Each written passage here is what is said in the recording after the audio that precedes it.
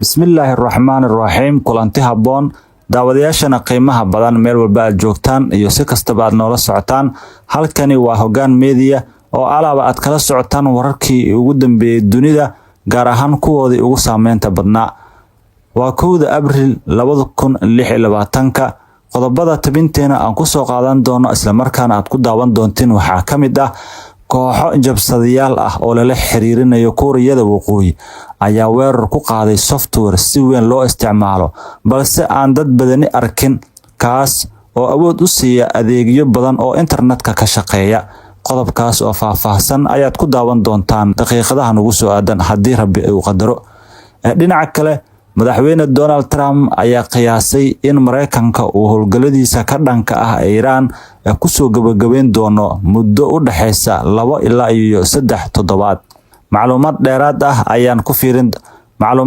ah ayaan idinkaga haynaa. Qodobadaas iyo qodobadii kale nagu soo kordho intaan ku guda jirno tabinteena ayaad ku daawan doontaan daqiiqadaha soo socda haddii Rabbi uu qadaro. balse intaan u guda galin haddii uu soo gaaro muuqaalkana fadlan like noo saar. haddii aadan horey noola joogin fadlan nagu soo biir oo channelka subscribe noo dheh, muuqaalka like noo saar oo gambalelka furo si ay ku soo gaaraan xogihii iyo dhacdooyinkii ugu dambeeyay caalamka. Magacaygu waa Hashim Aadam. ku soo dhawaada mar kale iyo tabinteena. haddii aan ku horeyno kooxo jabsadayaal oo lala xiriirinayo dalka Kuuriyada Waqooyi ayaa weerar ku qaaday software si qarsoodi ah ugu shaqeeya nidaamyada internetka ee adeegyo badan oo aan caadi ahayn, iyagoo ujeedadoodu ahaa in ay xadaan xogta galitaanka ama loginka dadka si ay ugu adeegsadaan weeraro kale oo ka dhanka ah internetka. Arrintan waxaa maanta shaaciyay shirkadda Google.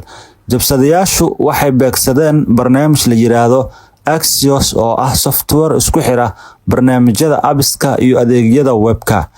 Waxay ku dhex dareen software xaasidnimo leh oo malware lagu magacaabo ama cusboonaysiin la sii daayay Isniintii.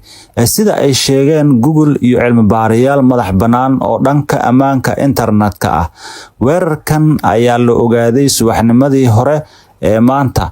Tom Hegel oo ah cilmi baaris sare oo ka tirsan shirkadda amniga internetka ee SentinelOne ayaa yiri, markasta oo aad furto website-ka aad hubiso haragaaga koontada bangigaaga ama app-ka aad ka furto taleefankaaga, waxaa aad u badan in Axios uu gadaal ka shaqeynayo si uu u suurtageliyo hawshaasi.